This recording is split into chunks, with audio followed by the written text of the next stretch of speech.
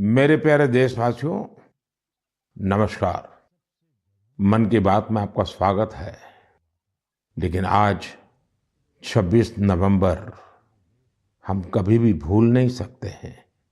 आज के ही दिन देश पर सबसे जघन्य आतंकी हमला हुआ था।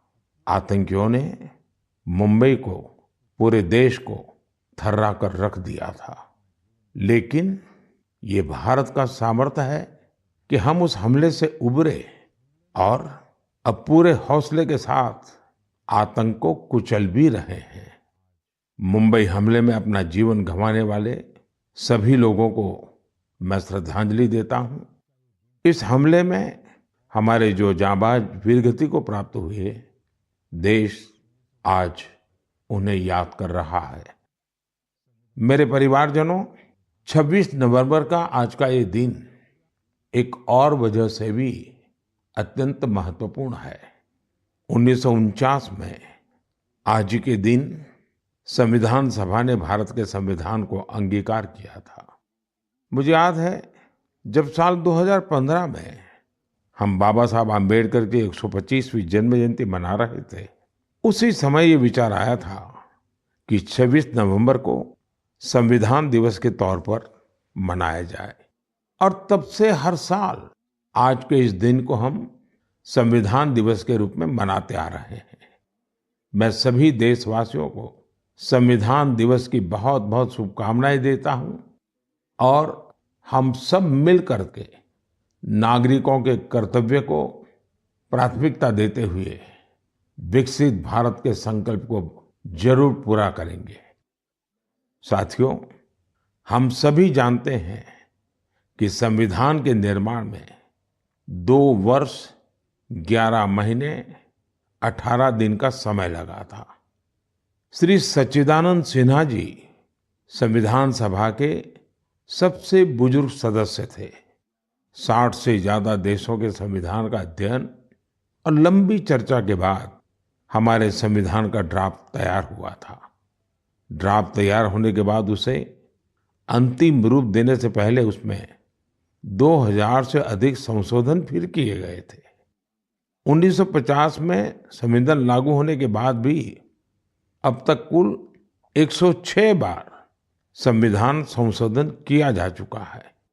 समय, परिस्थिति, देश की आवश्यकता को देखते हुए अलग अलग सरकारों ने अलग अलग समय पर संशोधन किए।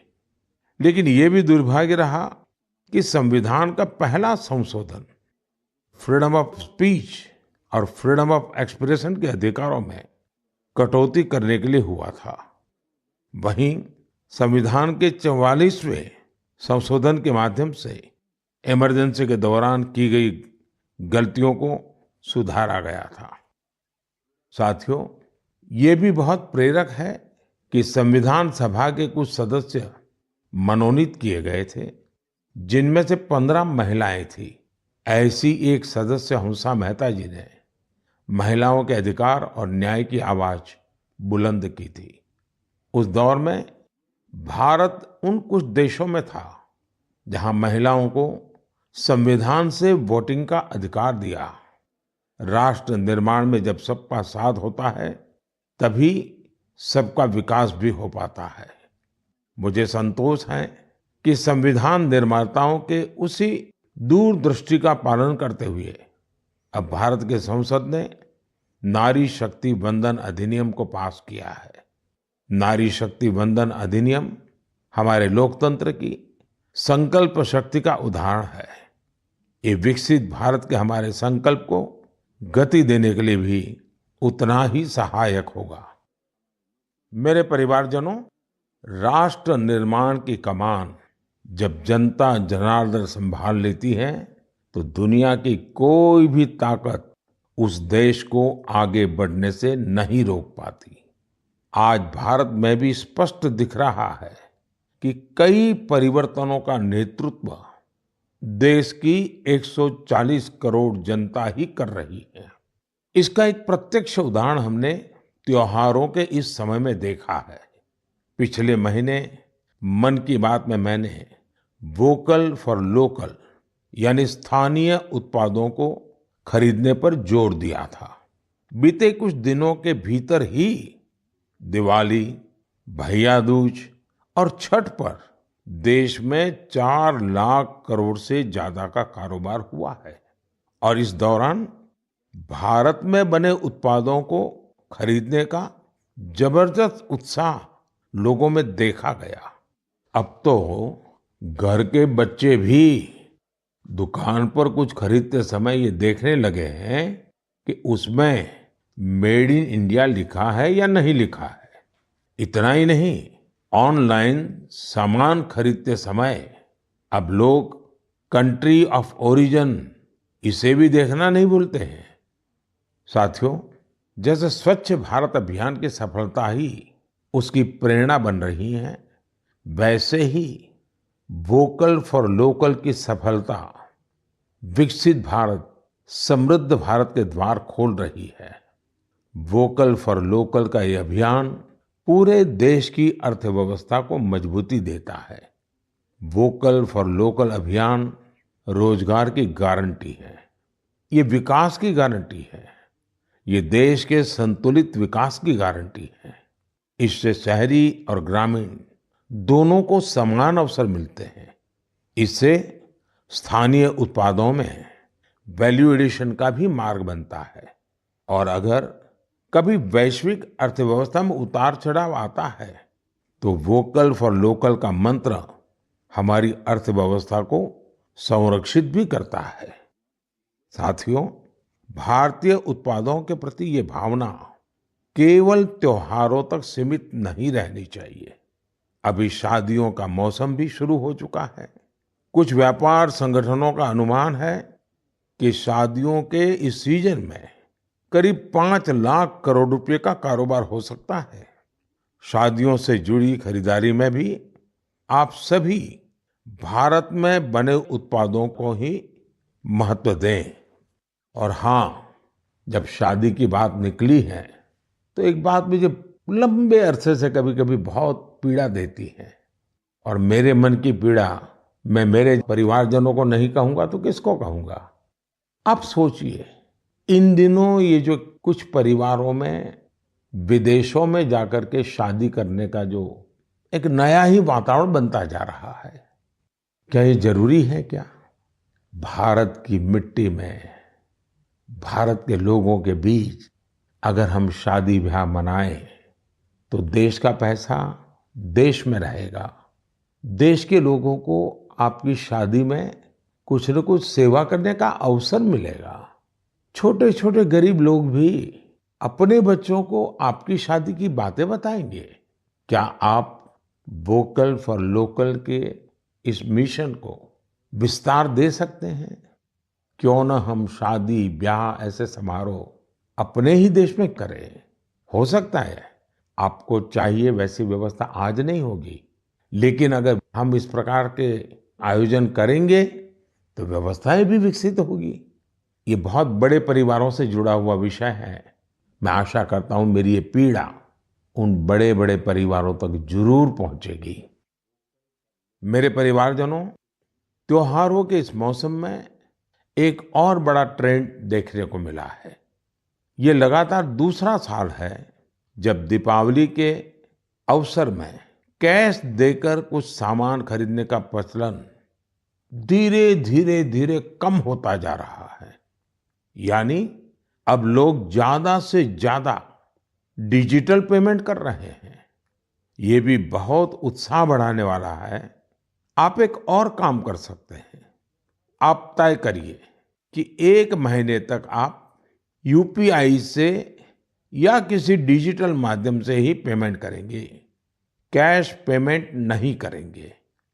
भारत में डिजिटल क्रांति की सफलता ने इसे बिल्कुल संभव बना दिया है। और जब 1 महीना हो जाए तो आप मुझे अपने अनुभव, अपनी फोटो जरूर शेयर करिएगा। मैं अभी से आपको एडवांस में अपनी शुभकामनाएं देता हूं।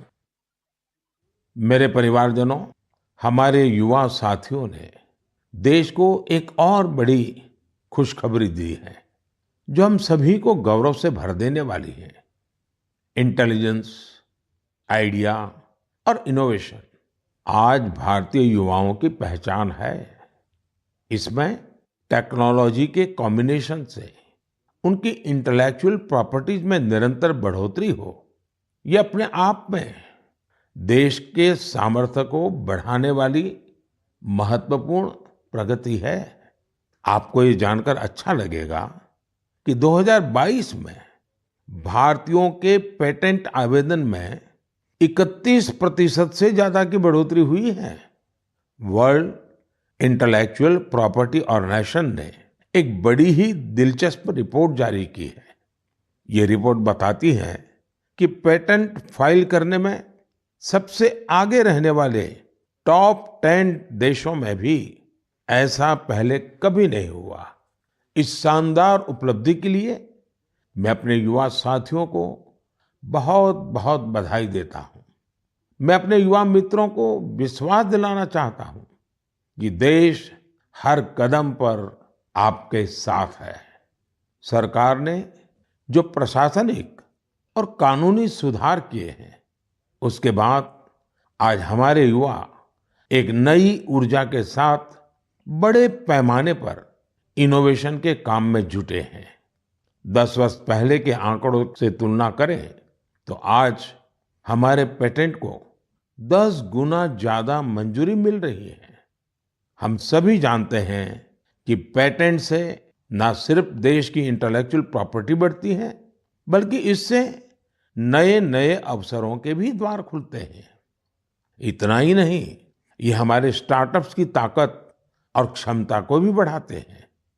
आज हमारे स्कूली बच्चों में भी इनोवेशन की भावना को बढ़ावा मिल रहा है। अटल टिंकरिंग लैब, अटल इनोवेशन मिशन, कॉलेजों में इंक्यूबेशन सेंटर्स, स्टार्टअप्स इंडिया अभियान, ऐसे निरंतर प्रयासों के नतीजे देशवासियों के सामने हैं।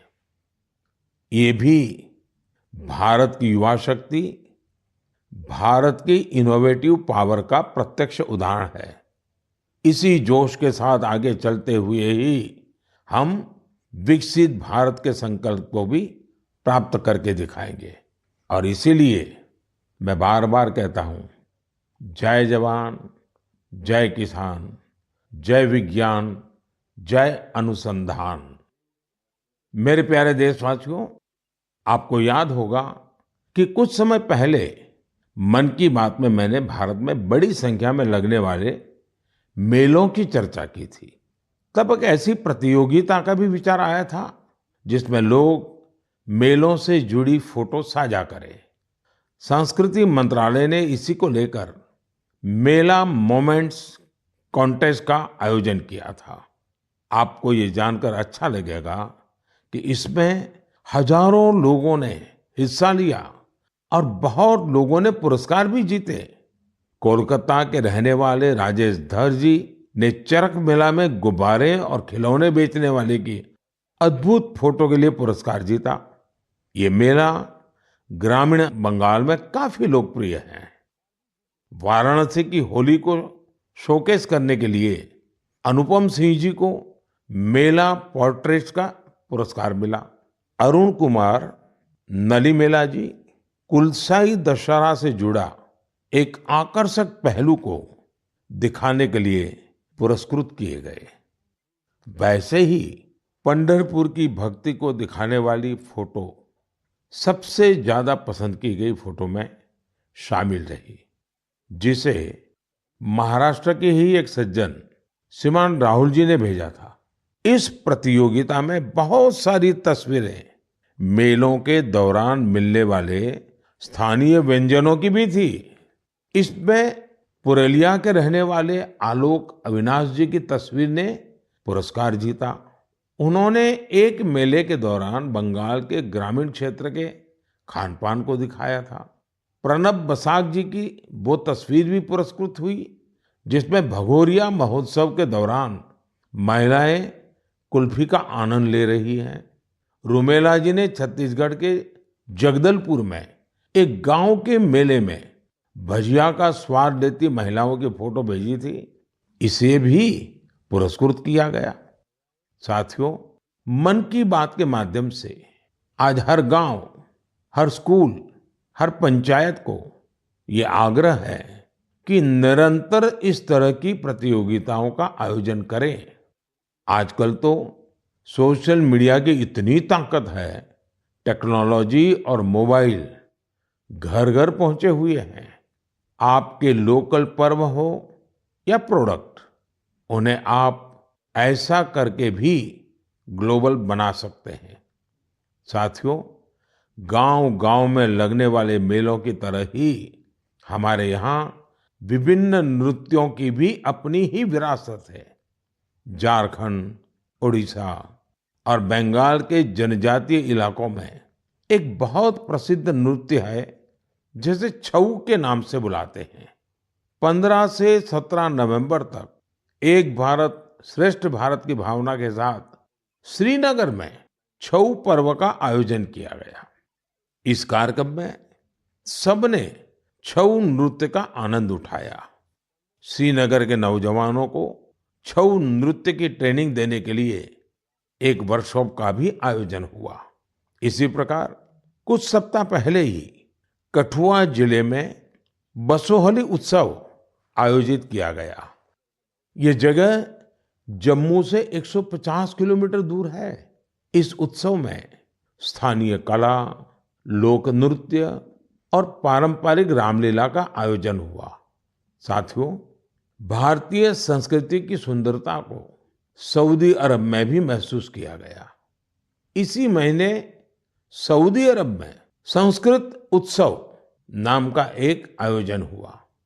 यह अपने आप में बहुत अनूठा था, क्योंकि ये पूरा कार्यक्रम ही संस्कृत में था।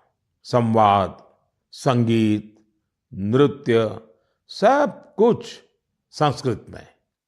इसमें वहां के स्थानीय लोगों की भागीदारी भी देखी गई। मेरे परिवारजनों, स्वच्छ भारत अब तो पूरे देश का प्रिय विषय बन गया है। मेरा तो प्रिय विषय है ही है, और जैसे ही मुझे इससे जुड़ी कोई खबर मिलती है, मेरा मन उस तरफ चला ही जाता है। और स्वाभाविक है, फिर तो उसको मन की बात में जगह मिल ही जाती है। स्वच्छ भारत अभियान ने साफ सफाई और सार्वजनिक स्वच्छता को लेकर लोगों की सोच बदल दी है। ये पहल आज राष्ट्रीय भावना का प्रतीक बन चुकी है, जिसने करोड़ों देशवासियों के जीवन को बेहतर बनाया है। इस अभियान ने अलग अलग क्षेत्र के लोगों, विशेषकर युवाओं को सामूहिक भागीदारी के लिए भी प्रेरित किया है। ऐसा ही एक सराहनीय प्रयास सूरत में देखने को मिला है। युवाओं की एक टीम ने यहाँ प्रोजेक्ट सूरत, इसकी शुरुआत की है। इसका लक्ष्य सूरत को एक ऐसा मॉडल शहर बनाना है जो सफाई और सस्टेनेबल डेवलपमेंट की बेहतरीन मिसाल बने। सफाई संडे के नाम से शुरू हुए इस प्रयास के तहत सूरत के युवा पहले सार्वजनिक जगहों और डुमस बीच की सफाई करते थे। बाद में ये लोग तापी नदी के किनारों की सफाई में भी जी जान से जुट गए। और आपको जानकर के खुशी होगी, देखते ही देखते इससे जुड़े लोगों की संख्या 50,000 से ज्यादा हो गई है। लोगों से मिले समर्थन से टीम का आत्मविश्वास बढ़ा, जिसके बाद उन्होंने कचरा इकट्ठा करने का काम भी शुरू किया। आपको जानकर हैरानी होगी कि इस टीम ने लाखों किलो कचरा हटाया है। जमीनी स्तर पर किए गए ऐसे प्रयास बहुत बड़े बदलाव लाने वाले होते हैं। साथियों, गुजरात से ही एक और जानकारी आई है। कुछ सप्ताह पहले वहां अंबाजी में भादरवी पूनम मेले का आयोजन किया गया था। इस मेले में 50 लाख से ज्यादा लोग आए। ये मेला प्रतिवर्ष होता है। इसकी सबसे खास बात ये रही कि मेले में आए लोगों ने गब्बर हिल के एक बड़े हिस्से में सफाई अभियान चलाया। मंदिरों के आसपास के पूरे क्षेत्र को स्वच्छ रखने का यह अभियान बहुत प्रेरणादायी है। साथियों, मैं हमेशा कहता हूं कि स्वच्छता कोई एक दिन या एक सप्ताह का अभियान नहीं है, बल्कि ये तो जीवन में उतारने वाला काम है। हम अपने आसपास ऐसे लोग देखते भी हैं जिन्होंने अपना पूरा जीवन स्वच्छता से जुड़े विषयों पर ही लगा दिया। तमिलनाडु के कोयम्बटूर में रहने वाले लोगानाथन जी भी बेमिसाल है। बचपन में गरीब बच्चों के फटे कपड़ों को देखकर वे अक्सर परेशान हो जाते थे। इसके बाद उन्होंने ऐसे बच्चों की मदद का प्रण लिया और अपनी कमाई का एक हिस्सा इन्हें दान देना शुरू कर दिया। जब पैसे की कमी पड़ी तो लोगानाथन जी ने टॉयलेट तक साफ किए ताकि जरूरतमंद बच्चों की मदद हो सके। वे पिछले 25 सालों से पूरी तरह समर्पित भाव से अपने इस काम में जुटे हैं और अब तक 1500 से अधिक बच्चों की मदद कर चुके हैं। मैं एक बार फिर ऐसे प्रयासों की सराहना करता हूं। देश भर में हो रहे इस तरह के अनेकों प्रयास न सिर्फ हमें प्रेरणा देते हैं बल्कि कुछ नया कर गुजरने की इच्छा शक्ति भी जगाते हैं। मेरे परिवारजनों, 21वीं सदी की बहुत बड़ी चुनौतियों में से एक है जल सुरक्षा। जल का संरक्षण करना जीवन को बचाने से कम नहीं है।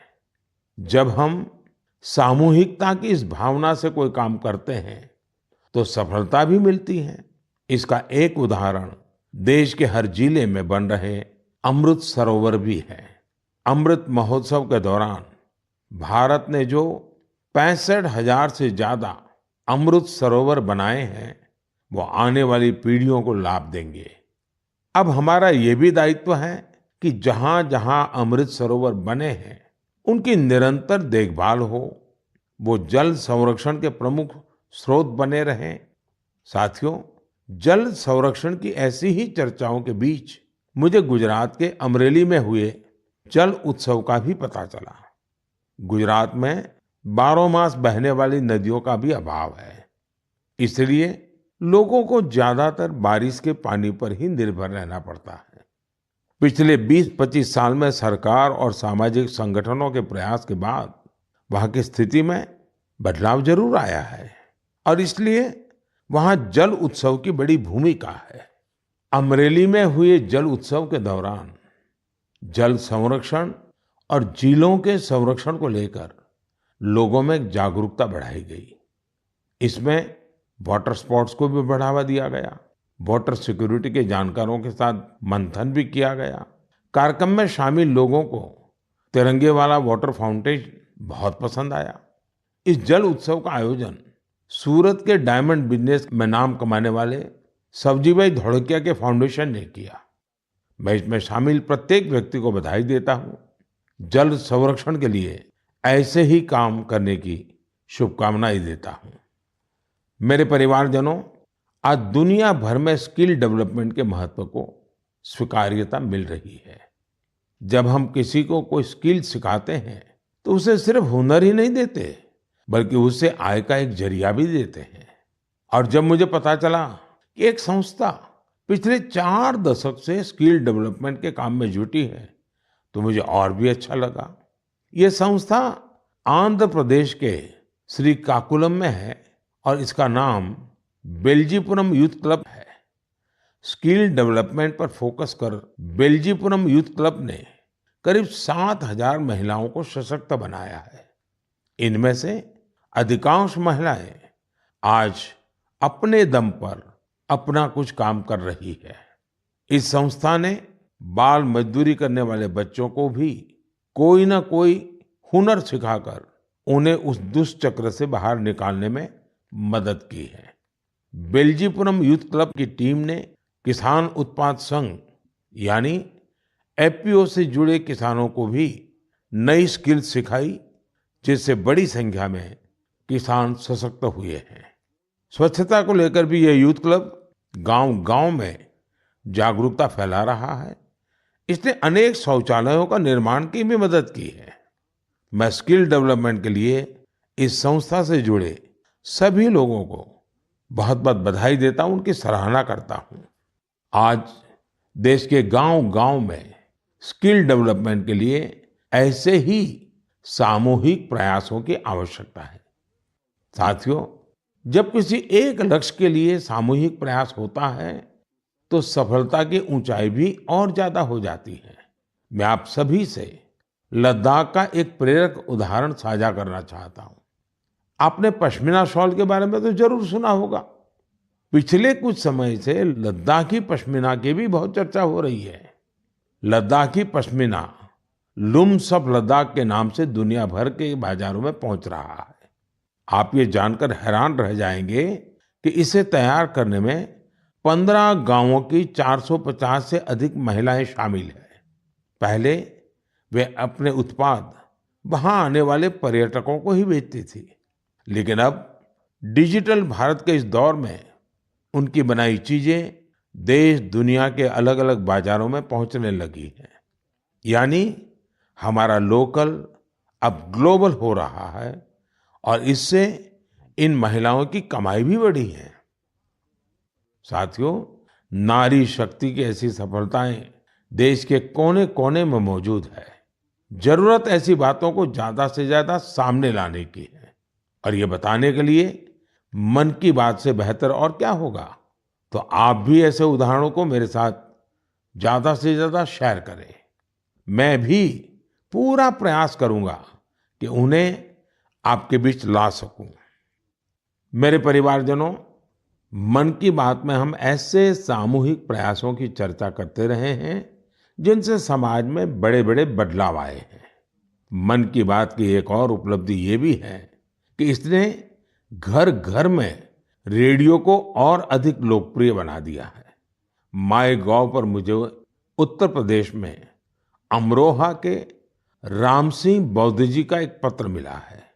राम सिंह जी पिछले कई दशकों से रेडियो संग्रह करने के काम में जुटे हैं। उनका कहना है कि मन की बात के बाद से उनके रेडियो म्यूजियम के प्रति लोगों की उत्सुकता और बढ़ गई है। ऐसे ही मन की बात से प्रेरित होकर अहमदाबाद के पास तीर्थ धाम प्रेरणा तीर्थ ने एक दिलचस्प प्रदर्शनी लगाई है। इसमें देश विदेश के 100 से ज्यादा एंटीक रेडियो रखे गए हैं। यहाँ मन की बात के अब तक के सारे एपिसोड्स को सुना जा सकता है। कई और उदाहरण हैं जिनसे पता चलता है कि कैसे लोगों ने मन की बात से प्रेरित होकर अपना खुद का काम शुरू किया। ऐसा ही एक उदाहरण कर्नाटक के चामराजनगर की वर्षा जी का है, जिन्हें मन की बात ने अपने पैरों पर खड़ा होने के लिए प्रेरित किया। इस कार्यक्रम के एक एपिसोड से प्रेरित होकर उन्होंने केले से जैविक खाद बनाने का काम शुरू किया।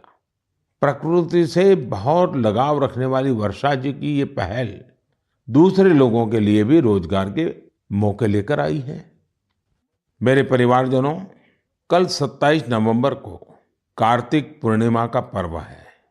इसी दिन देव दीपावली भी मनाई जाती है और मेरा तो मन रहता है कि मैं काशी की देव दीपावली जरूर देखूं।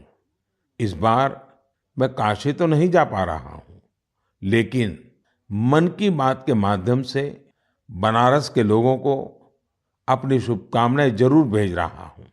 इस बार भी काशी के घाटों पर लाखों दिए जलाए जाएंगे, भव्य आरती होगी, लेजर शो होगा। लाखों की संख्या में देश विदेश से आए लोग देव दीपावली का आनंद लेंगे। साथियों, कल पूर्णिमा के दिन ही गुरु नानक देव जी का भी प्रकाश पर्व है। गुरु नानक जी के अनमोल संदेश भारत ही नहीं, दुनिया भर के लिए आज भी प्रेरक और प्रासंगिक है। यह हमें सादगी, सद्भाव और दूसरों के प्रति समर्पित होने के लिए प्रेरित करते हैं। गुरु नानक देव जी ने सेवा भावना, सेवा कार्यों की जो सीख दी, उसका पालन हमारे सिख भाई बहन पूरे विश्व में करते नजर आते हैं। मैं मन की बात के सभी श्रोताओं को गुरु नानक देव जी के प्रकाश पर्व की बहुत बहुत शुभकामनाएं देता हूं। मेरे परिवारजनों, मन की बात में इस बार मेरे साथ इतना ही। देखते ही देखते 2023 समाप्ति की तरफ बढ़ रहा है और हर बार की तरह हम आप ये भी सोच रहे हैं कि अरे इतनी जल्दी ये साल बीत गया। लेकिन ये भी सच है कि ये साल भारत के लिए असीम उपलब्धियों वाला साल रहा है और भारत की उपलब्धियां हर भारतीय की उपलब्धि है। मुझे खुशी है कि मन की बात भारतीयों की ऐसी उपलब्धियों को सामने लाने का एक सशक्त माध्यम बना है। अगली बार देशवासियों की ढेर सारी सफलताओं पर फिर आपसे बात होगी। तब तक के लिए मुझे विदा दीजिए। बहुत बहुत धन्यवाद। नमस्कार।